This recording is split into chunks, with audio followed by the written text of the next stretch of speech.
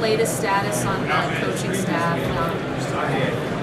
Yeah, well, we've been able to get the majority of the staff in place.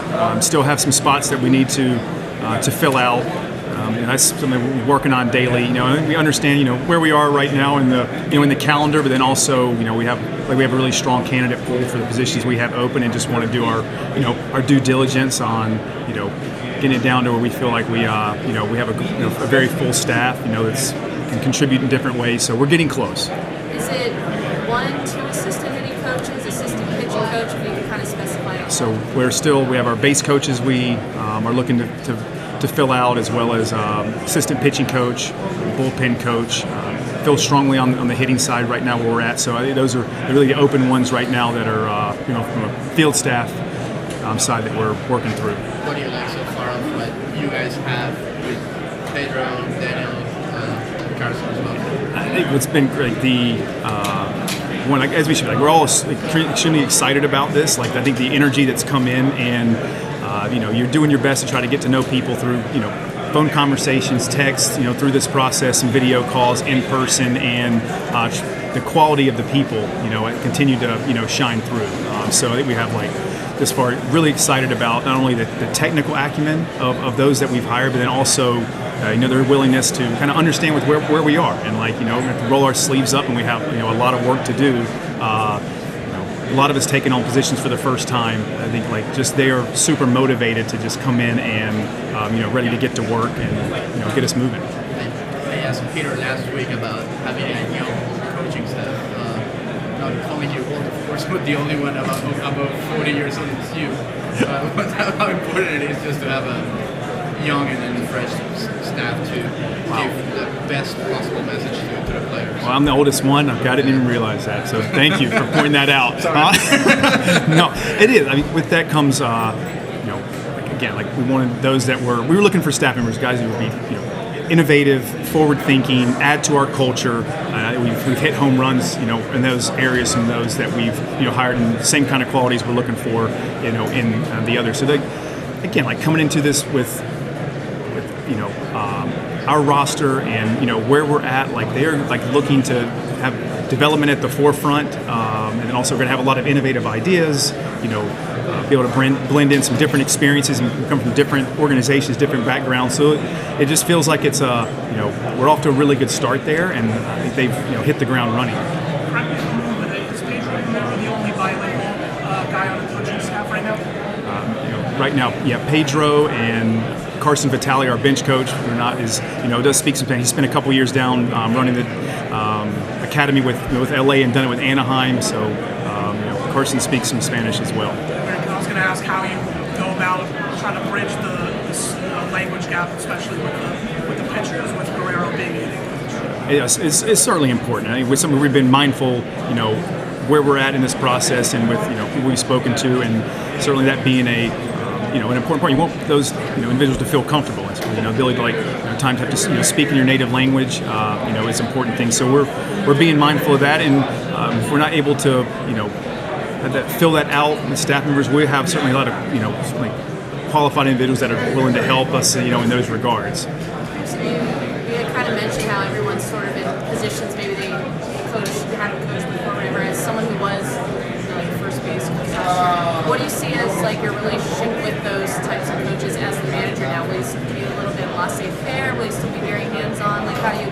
expect that relationship? I think some of that will just kind of evolve over time. I want and hope our staff feels like they have the autonomy to just go do great work. I think a beautiful part of this too is we're supposed to be going through certain maybe experiences or situations for the first time kind of all together, and at least we feel like we're very aligned in the way in which we're going to look to approach our players, approach our day-to-day, and there's even staffs that have been together for longer amounts, and there's always each year is kind of its own, and we'll just we'll adjust, and the beautiful part, at least initially, is just the willingness everyone has come in with looking just to get to work, and the excitement that we all have. Why was Carson the right fit to be your bench coach? Knowing Carson, previously working together, someone there, kind of my, right hand during games, and just have seen like, he's got a really good baseball mind. I think he's forward thinking, not only, in game in the moment, but he's going to challenge me, in areas, kind of hopefully complement, me as a manager. And I know his work ethic. I know what he cares about people. He's a terrific connector, excellent at communicating. Like those were, qualities that I've always appreciated in Carson, and now they're going to be really beneficial for our staff. Aside, of course, from building out the rest of the coaching staff, what do the next 2 months look like for you, and making sure that you're ready to take on a new team when spring training starts? Yeah, that's the big part. It's kind of ongoing discussing that now, right? I mean, like the big part is getting our staff filled out, and then the next part is it's kind of the next thing. How are we going to approach some things that we're going to look to implement in spring training? Certainly, communication with the players, is ongoing now, and as this off season continues to roll around, and we get past the holidays, and then getting specific with areas in which we're targeting to look to try to improve on an individual level, and then also as a team level, like what are we going to look to try to build upon. But I think it's right now as much getting everybody on board, building some connections with each other and our players. Guys are excited about it, we are, and so when we get into spring training, that next phase is like trying to be just as prepared as we can for things to get started. What have you learned so far from Sandy, and also Lou Sarli, just by talking to them, knowing those two guys have been leading the rotation in the last few years here? Yeah, I mean, I think Sandy, everything you heard about him before this, comes as advertised. Certainly, an exceptional reputation for his ability to not only lead on the field with the way he can post and the success he's having. I think his ability to bring out the best in others. And Jesus, the same way. That you can tell there's a real commitment to being a great teammate.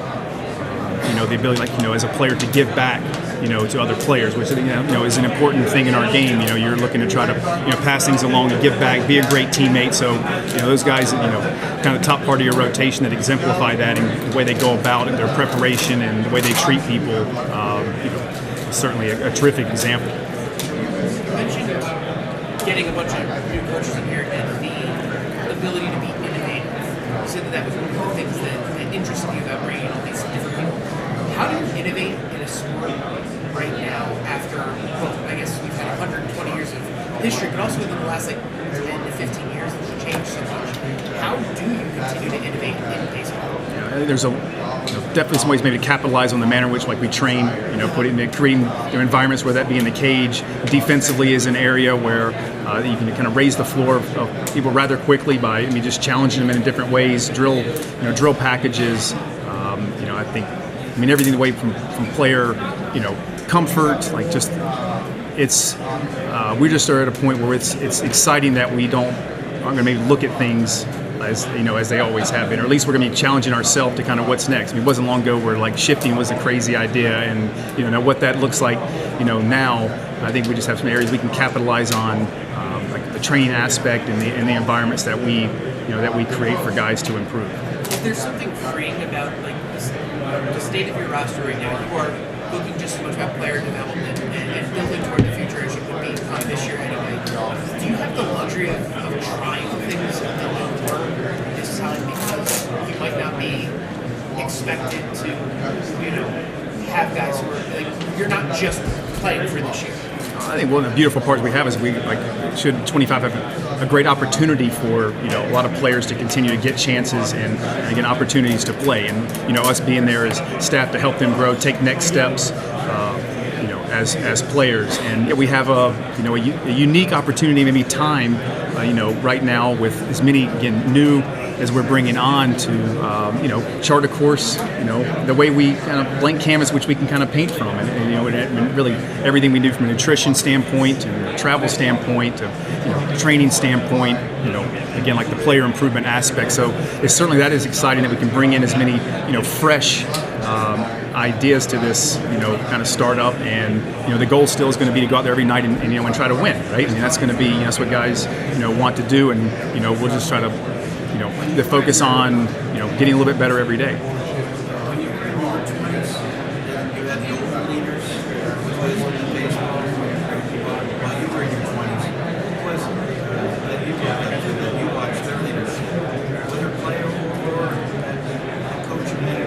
I'm thinking back some of the guys who were really influential on me as a young coach. Luis Rivera, long time coach in the big leagues with Toronto. He was great. I had him as a minor league manager. Just a terrific person, and I've been fortunate enough the last 4 years closely, more intimately, and previous 5 years with Dave Roberts, certainly very influential on me, and I think just the manner in which he treats people and the consistency in which he showed up to the ballpark each day, with a real desire for us to push our guys to get better, with also a sense of urgency of the timing of that. So I think it's Dave's been a big influence on me, and I think back to my more minor league playing days in my early mid-20s, Luis Rivera. The roster could change, obviously, by spring training, but have you already started thinking of what the lineup could be, the starting rotation, and if so, are there any, not locks, but things that are clear in your mind, like Xavier at the top of the lineup?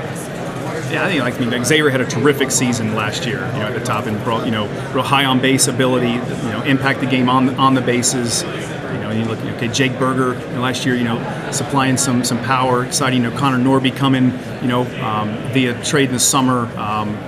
A lot of upside. Otto Lopez had a terrific year, defensively. So Jesus Sanchez has, some real ability to impact, the ball, Stowers. So I think that's what's exciting is it's going to be, again, opportunities for those there to go, try to come up and make an impact and, grab a hold of, some major league spots. And then on the, pitching side, exciting to get some of these names you said back from last year. Getting Sandy back and Jesus back, and Edward Cabrera's got a tantalizing arsenal and arm, and I think he's ready for a breakout. Some of those players are right now vulnerable, whether it's Suela or DR.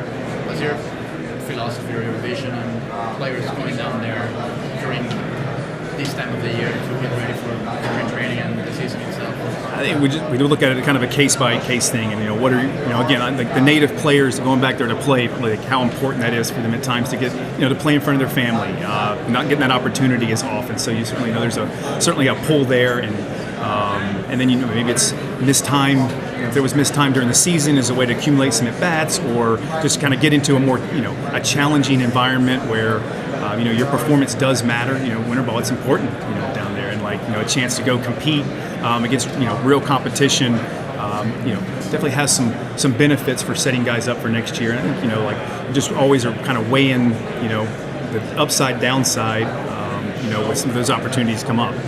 Where are you guys as a coaching staff, some of the areas you guys are going to stress or try to see improvement from this year? Where you guys obviously aren't here, but so next year, whether it's defense, the team's struggling a bit, it's pitching. Yeah, that's one thing looking at our run prevention being an important aspect of us, having success here, and the defense is a big part of that. So definitely looking to just raise the floor of our defense as a whole. It's hitting cutoff men, making the routine plays routine. Collecting outs that we should. Especially with a pitching staff.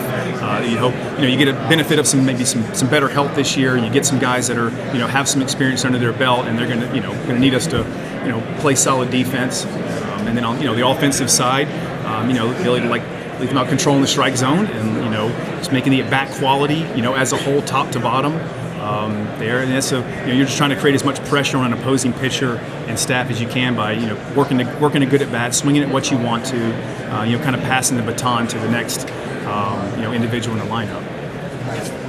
Is there any communication with any of the outgoing guys on the last staff of engaging certain players that you're going to be coaching now? What makes a certain player go? What makes a certain player get the most out of that? I think we have fortunate, our PD leadership group that has spent some time, that's here. Certainly, lean on them, because you want to try to get what makes someone tick. What type of coaching style has maybe worked in the past. Is this particular individual, in what ways can you challenge them? What ways can you push them?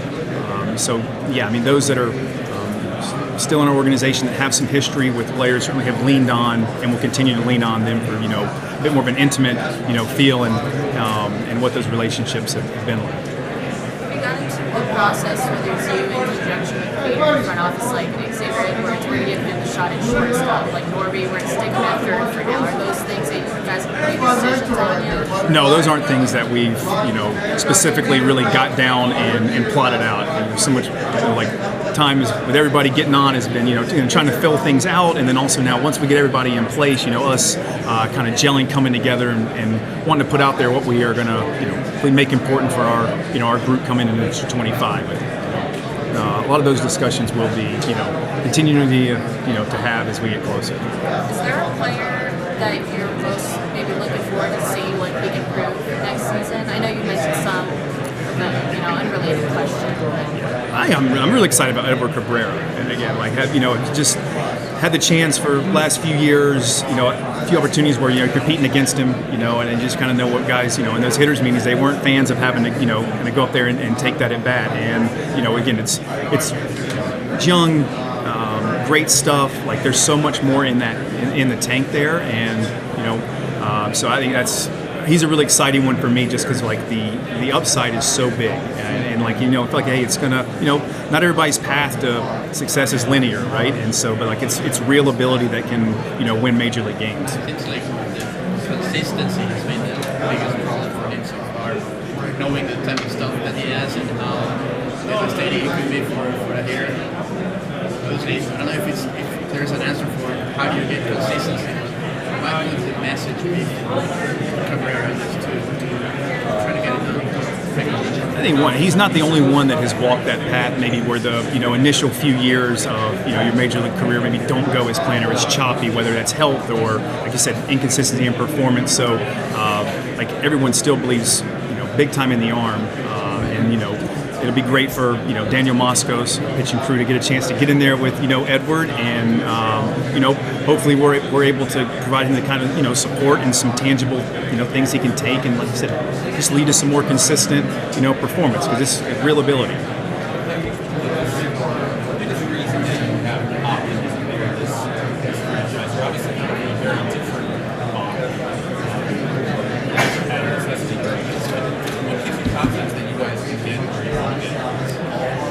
What gives me confidence in this, I just believe in people. Like when I spoke with Peter, leading up to this, how important it was going to be, just somewhat, the culture here, and this sometimes gets blown out to the clubhouse culture. I think things here were great. You talk to guys, they enjoyed each other, and even through a difficult season, maybe for us to create some environments again where we're taking where these players are right now and putting them in positions to again elevate their game. I think player development has kind of always been that's what I've been doing for most of my professional career, and really enjoy that, and the chance to watch young people grow as players on the field and off the field, and so that's exciting. And then to bring in a group of staff and have front office personnel that view it the same way. That, we know what our challenges are going to be like here. I think it's somewhat kind of embrace that, and we just have to kind of go at it in a way that we best think is going to give the Miami Marlins a chance to get back to